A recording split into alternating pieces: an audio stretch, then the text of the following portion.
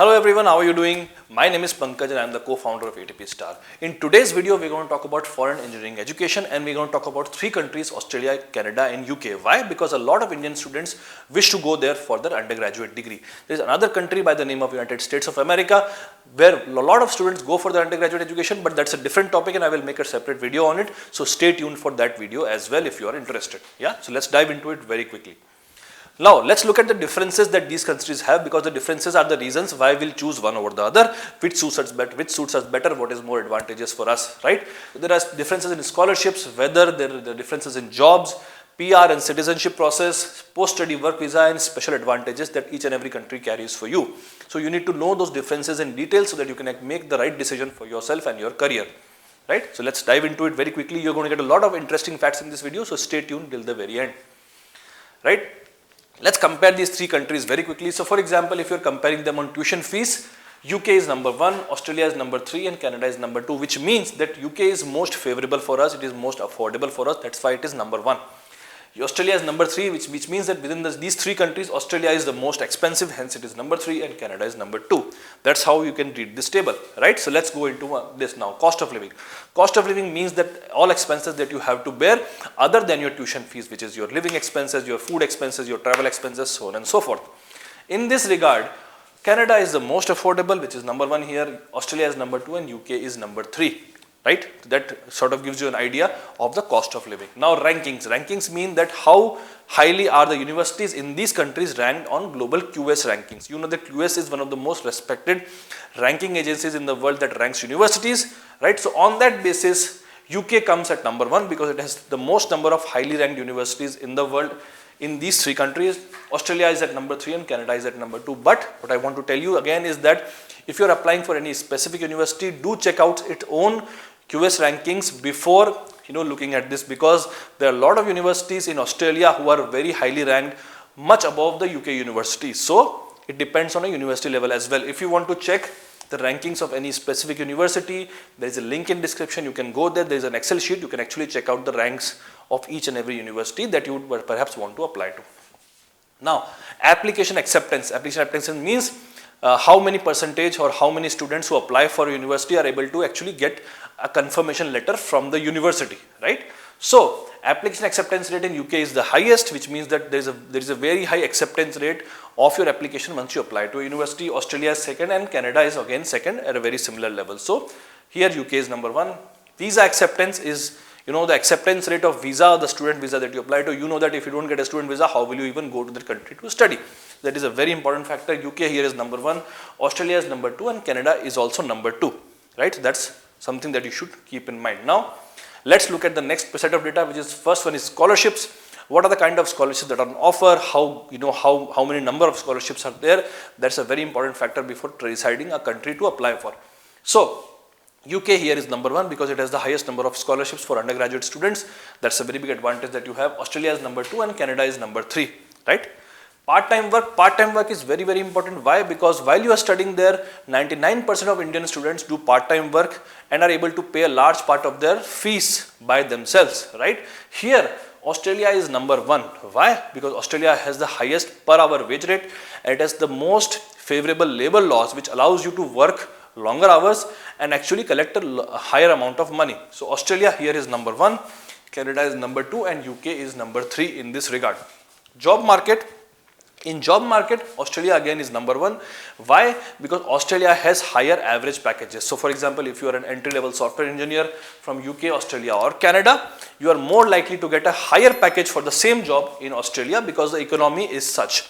They give higher wages, right? That's the advantage of Australia. Hence, Australia is number 1, Canada is number 2 and UK is number 3 in this regard. PR process. PR process means how easy it is to get a permanent residency or citizenship in this particular country. So, in this regard, Canada is the most favorable, it is number 1 and that is the reason why a lot of Indian students want to go to Canada for their studies, because the PR there is very, very easy compared to other countries. Australia is number 2 and UK is number 3. Finally, a very important factor that you need to take into account, which is post-study work visa. So, once you finish your education, the country gives you a visa of 2 to 3 years to actually find the right job and secure a work visa. That is very, very important if you want to stay for a longer term in that particular country.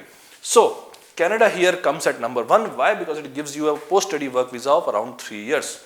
Australia is number 2. It gives you a post-study visa of 2 years, which can be extended. And UK gives a post-study visa of 2 years. So that's something that you should always keep in mind before applying to any university or going there. Right? Now let's go deep into each and every country of these and see what advantages do they offer uniquely. So you can first look at United Kingdom. UK is one of the biggest destinations. Around 1.17 lakh Indian students go there each and every year.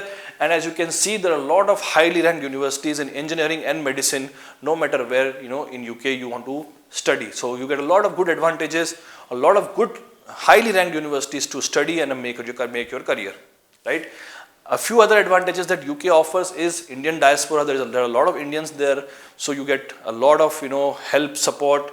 If you need them, you're never away from Indian people.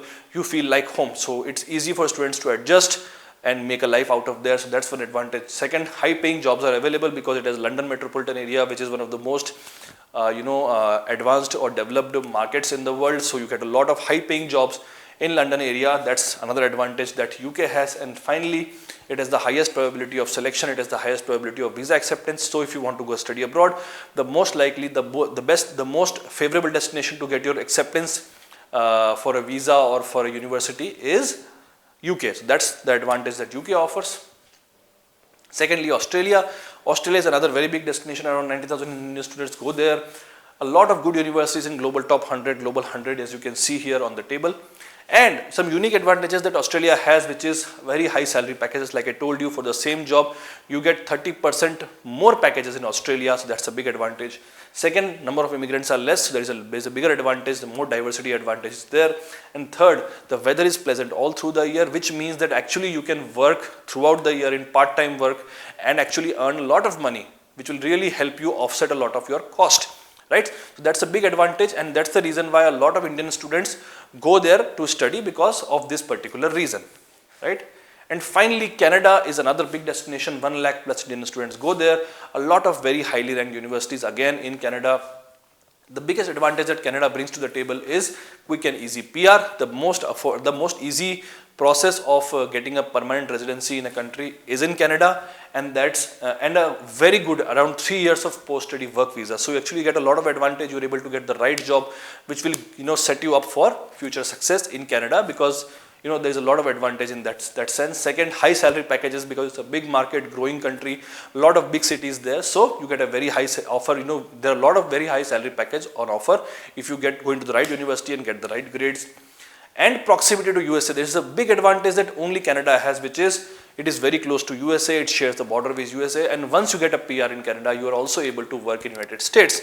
So this is an advantage that no other country offers. And these are the reasons why Canada is right now the most attractive destination for immigrants from India. Yeah. Now let's look at the intake cycle of these universities very quickly, because the time is coming near. You need to apply as soon as possible if you want to create options for yourself. The May cycle for UK intake is almost gone. There is not much time left. But if you have given your IELTS or TOEFL examination, and if you have figured out your financial situation, how will you pay for it, then you should apply for the May cycle as soon as possible. Only a few weeks are left. But if you are prepared, then you can still apply for it. The September-October cycle is the most favorable for Indian students who want to go there, because you have around 20 weeks left right now. And secondly, there are a lot of colleges and the highest number of universities offer seats in this particular admission cycle. So you should definitely, the students who want to go abroad should definitely look at the September cycle and October cycle very, very seriously. The January-February cycle is also there, but the number of courses offered are very less. So those who are getting the right colleges and universities in the January cycle should definitely go for it. Otherwise, the September-October cycle is the best for you, right? Then you should also know that there are some timelines. For example, application acceptance in the university takes around 2 weeks, loan process takes around 5 weeks, and visa acceptance takes around 3 weeks. So you should keep these into consideration while you are doing your work. All right. Now let's look at Australia intake. Australia intake, the January intake is almost gone, but July intake is still open. Around 20 weeks are left. Again, July intake is the most favorable intake. Why? Because a lot of colleges and a lot of universities offer very good programs in this particular intake. January intake is also there, but January intake is a lesser number of programs. So you may need to choose which one is better for you. Again, Australia, one big thing that you need to know is the visa acceptance may take up to 8 weeks. So please be prepared, for that and act accordingly. Even if you want to apply for the July intake, though it may look like 20 weeks, but the time is very less because there is a lot to do. So start creating the list of colleges and scholarships as soon as possible. Canada intake again is very similar to Australia intake. You have a September cycle which is still open for you to apply and get in, but you have to give your examinations, apply for scholarships, apply for colleges, and all those processes need to be done. So you need to start as soon as possible. If you need my help in creating the list of colleges, or if you need my help in the loan process, or if you need my help in anything else, comment down below and definitely I will help you out there. Yeah. Now, let's conclude this video very quickly. The students who are currently in class 12th, they should start researching, they should start creating the list of their colleges as soon as possible. There is no time to waste anymore. You are currently already in January. The September cycle is the most advantageous cycle for you unless you want to lose 1 year. Start preparing to apply in the September cycle. If you need my help, comment down below and I will definitely help you. Students who are currently dropping for IIT JEE, they also need to make sure that they are ready for the September cycle of application because that is the most favorable cycle. Sorry.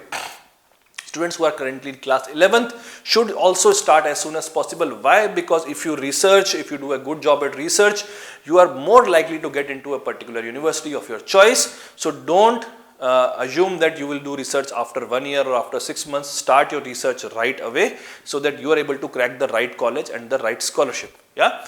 So finally, let me conclude by saying something that I tell all my students at ATP Star, which is chase your dreams, not your college. You should aspire to become a best engineer, a best entrepreneur, the best doctor, but it should not be limited to one college. So we should always work hard to get into IITs and AIIMS in India. You should always work hard to get into the BITS Pilanis of India. But if we are not able to get in for whatever reason, we should always have backup options for ourselves, and foreign undergraduate education gives you that option.